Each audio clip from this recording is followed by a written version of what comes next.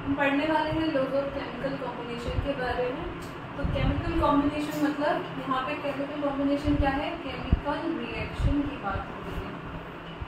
Chemical reaction, इसमें क्या होता है, कोई भी नॉर्मल केमिकल रिएक्शन में रिएक्टेंट्स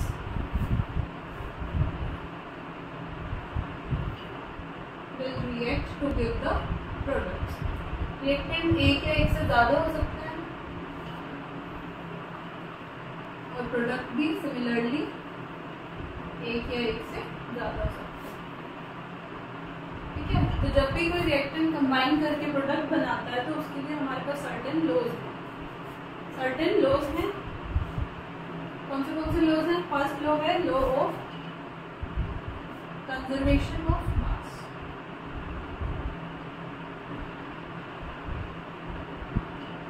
सेकेंड लॉ है law of definite composition.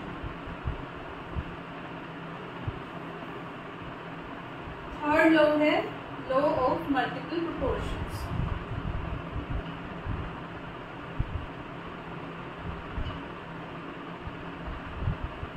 Fourth law is Gay-Lussac's law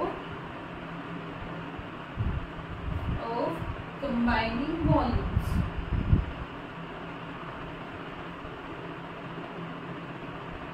Fifth law is Avogadro's law। तो ये 5 लॉज हैं हमारे पास, हम वन बाय वन सब लॉज को देखेंगे विद एग्जांपल। तो फर्स्ट लॉ है लॉ ऑफ कंजर्वेशन ऑफ मास, जो कि दिया था लेवोशियर ने 1789। ये लॉ स्टेट करता है कि in all physical and chemical changes there is no net change in the mass during the process. जैसे कि law of conservation of energy होता है, वो क्या डिफाइन करता है कि energy can neither be created nor be destroyed, it can be transformed to from one form to another form. Similarly law of conservation of mass भी ऐसे ही कुछ बोलता है मास के केस में कि मास can neither be created nor be destroyed. यहाँ पे सिर्फ क्या होता है कि रिएक्टेंट जो होता है वो कंबाइन करके प्रोडक्ट फॉर्म में चेंज हो जाता है। ठीक है, तो इसमें हमें पता चलता है कि total mass of reactant is equal to total mass of products. तो कोई भी केमिकल चेंज जो होगा या फिजिकल चेंज होगा, हम यहाँ पे रिएक्शंस पढ़ रहे हैं केमिकल रिएक्शन, तो उसमें क्या होगा कि जितना टोटल मास रिएक्टेंट साइड में कंबाइन करेगा उतना ही टोटल मास हमें प्रोडक्ट साइड में मिल जाएगा। फॉर एग्जांपल हम रिएक्शन कराएं कार्बन के ऑक्सीजन के साथ टू फॉर्म CO। यहाँ पे कार्बन है 12 ग्राम, ऑक्सीजन है 32 ग्राम और टोटल कितना हुआ दोनों साइड में 44 ग्राम, ये भी 44।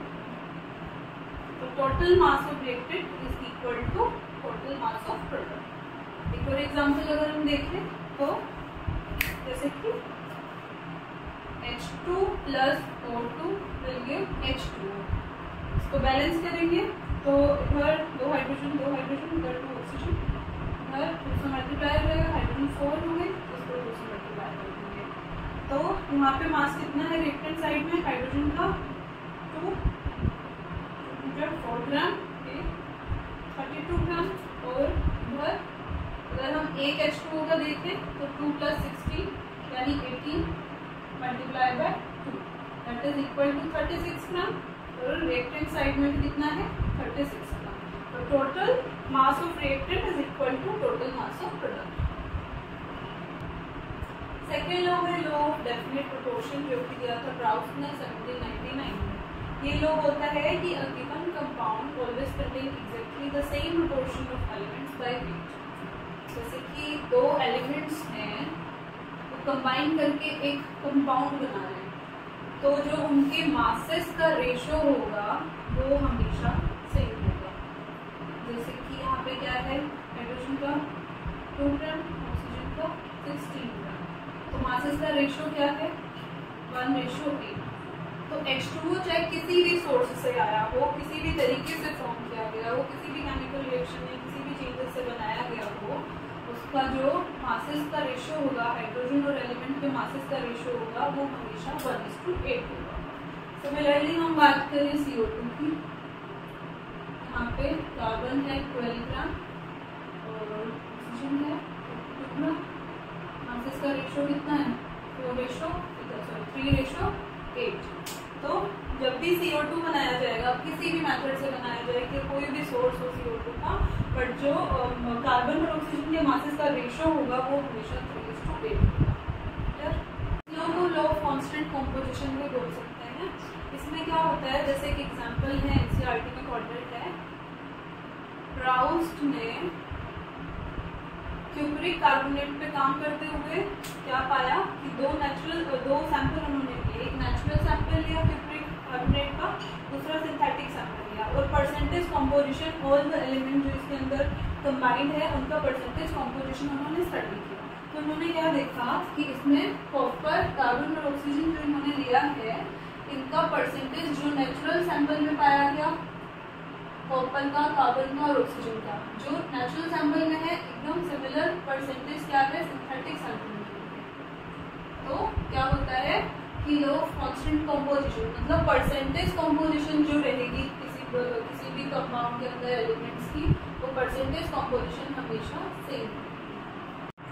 थर्ड लॉ है लॉ ऑफ मल्टीपल प्रोपोर्शंस, जो दिया था डाल्टन ने। According to this law, if two elements can combine to form more than one, for example हम बात करें हाइड्रोजन और ऑक्सीजन की, तो ये क्या कर रहा है, यहाँ पे मैंने दो डिफरेंट कंपाउंड लिए हैं, बट दोनों में एलिमेंट क्या है, सेम है, हाइड्रोजन और ऑक्सीजन से बन रहे हैं दोनों कंपाउंड। तो इसमें ये क्या बोल रहा है, masses of one element that combine with a fix mass of other element. तो हमने यहाँ पे मासेस अगर हम देखें कितना कितना लिया है, हाइड्रोजन का 2 ग्राम, ऑक्सीजन का 16 ग्राम, इधर 2 ग्राम और ऑक्सीजन का 32 ग्राम। तो यहाँ पे क्या है, masses of one element that combine with the fix mass of other element. Hydrogen यहाँ पे क्या है, फिक्स मास लिया है हमने 2 ग्राम, इसमें भी 2 ग्राम। तो मासेस ऑफ ऑक्सीजन जो होगा, जो कंबाइन कर रहा है हाइड्रोजन के साथ में, दोनों केसेस में, इन दोनों केसेस में जो मास लिया है ऑक्सीजन का, इसका एक सिंपल होल नंबर रेशियो। यहाँ पे क्या है, hydrogen 2 gram 2 gram, but oxygen 16 ग्राम 32 ग्राम, 1:2 में दोनों कंपाउंड का रेशियो। फोर्थ लॉ है गे-विसाइड्स लॉ ऑफ गैसियस वॉल्यूम्स। पिछले जो 3 लॉ हमने पढ़े, वहाँ पे हमने बात करी मासेस के बारे में, यहाँ पे हम बात कर रहे हैं गैसियस वॉल्यूम्स के बारे में। ये लॉ क्या होता है कि व्हेन गैसेस कंबाइन और प्रोड्यूस, मतलब चाहे रिएक्टेंट साइड में हो या प्रोडक्ट साइड में हो, तो वो क्या करेंगी, गैसेस वो कंबाइन करेंगी in a simple ratio by volume. Important condition है यहाँ पे कि all gases should be at same temperature and pressure. तो ये लोग अगर हम सिंपली डिफाइन करें तो ये क्या बोलता है कि जो गैसेस हैं at same temperature and pressure क्या रहना चाहिए, सेम रहना चाहिए। तो same temperature and pressure condition में जब गैसेस कंबाइन करती हैं और प्रोडक्ट जो बनाती है, तो क्या होगा, आपस में उनके वॉल्यूम का एक सिंपल रेशियो होगा। फॉर एग्जांपल अगर H2 और O2 रिएक्ट करके H2O बना रही है, इसको हम बैलेंस करें तो क्या हो जाएगा, 2 ऑक्सीजन। तो यहाँ पे हम देखें तो क्या हो रहा है, 2 volume of hydrogen is reacting with 1 volume of oxygen to produce 2 volumes of H2। ठीक है, तो अगर हमें एक का वॉल्यूम गिवन हो तो हम क्या कर सकते हैं, दोनों का बता सकते हैं कि 100 ml मान लो हमें दिया हुआ है कि हाइड्रोजन जो है 100 ml रिएक्ट करती है, तो हमसे पूछा जाए कि कितना ml ऑक्सीजन इसके साथ में रिएक्ट करेगी और कितना ml हमारे पास वाटर फॉर्म होगा। तो हम बता सकते हैं यहाँ पे इजीली कि अगर 100 ml हाइड्रोजन हमें दी है तो इनका रेशियो क्या है, यहाँ पे 2:1 है वॉल्यूम का, तो ये कितना हो जाएगा, हाफ हो जाएगा। तो 100 ml हाइड्रोजन रिएक्ट करेगी 50 ml ऑक्सीजन के साथ टू प्रोवाइड 100 ml ऑफ। ठीक है, तो यहाँ पे 2:1:2 बन रहा है गैसेस रिएक्टेंट का एज वेल एज प्रोडक्ट का। तो यहाँ पे मैं लिख दूँ अगर सिंपली H2:O2 H2O कितना है 2:1:2। यहाँ पे भी सिमिलर है। एक और एग्जाम्पल अगर हम देखिए N2 + H2 gives NH3 ammonia. इसको बैलेंस करें तो क्या होगा, यहाँ 3 हाइड्रोजन है, यहाँ 2 है, तो इसको मल्टीप्लाई कर देंगे, इसको 3 से कर देंगे। तो इसमें क्या हो रहा है, 1 volume of ammonia is reacting with 3 volumes of hydrogen to provide 2 volumes of ammonia. तो यहाँ पे हम देखें N2:H2 NH3 कितना है 1:3:2। अगर हमें बोल दे कि 300 ml हाइड्रोजन है, 300 ml हाइड्रोजन दिया हुआ है और पूछे कि कितने ml नाइट्रोजन के साथ में रिएक्ट करेगा और कितना ml हमारे पास NH3 बनेगा, तो हम इजीली बता सकते हैं कि 300 ml अगर हाइड्रोजन है तो वो रिएक्ट करेगा 100 ml नाइट्रोजन के साथ और अमोनिया कितना फॉर्म होगा 200 ml फॉर्म होगा। क्लियर। फिफ्थ लॉ है एवोगैड्रोस लॉ। ये लॉ बोलता है equal volume of all the gases at same temperature and pressure should contain equal number of molecules. तो ये क्या बोल रहा है कि at same temperature and pressure all the gases. For example मैं 3 गैसेस की यहाँ बात कर रही हूँ H2, O2 and N2। 3 container बनेंगे, H2 का है, एक N2 का है और एक O2 का है। तो सेम टेम्परेचर एंड प्रेशर पे अगर मैं इन तीनों का वॉल्यूम सेम रखूँ, मान लो 1 वॉल्यूम ले रही हूँ, तीनों का 1 वॉल्यूम ले रही हूँ, तो इनके अंदर नंबर ऑफ मॉलिक्यूल जो होगा इक्वल होगा।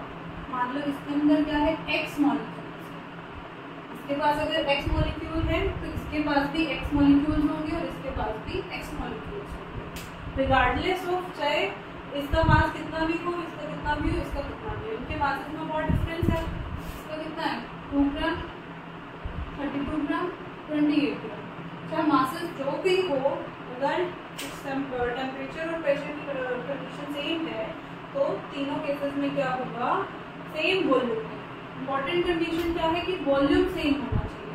वॉल्यूम सेम है तो नंबर ऑफ मॉलिक्यूल्स भी तीनों में क्या होगा, मतलब ऑल गैसेस में at same temperature and pressure क्या होगा, नंबर ऑफ वॉल्यूम जो होगा और नंबर ऑफ मॉलिक्यूल जो होगा सेम वॉल्यूम के लिए फिक्स होगा। इससे एक और इम्पॉर्टेंट चीज पता चलती है कि 22.4 litre of all the gases eight STP क्या है, standard temperature pressure. Standard temperature pressure कितना होता है, स्टैंडर्ड टेम्परेचर है 273 केल्विन एंड प्रेशर है 1 एटमॉस्फेयर। तो ऑल गैसेस का 22.4 लीटर वॉल्यूम जो होगा उसमें नंबर ऑफ मॉलिक्यूल जो होंगे वो इक्वल होंगे, जो कि इक्वल होंगे एवोगैड्रो नंबर के। Will have 6.02 into 10⁻23 molecules. तो ये जो है टर्म ये इम्पोर्टेंट होती है न्यूमेरिकल्स।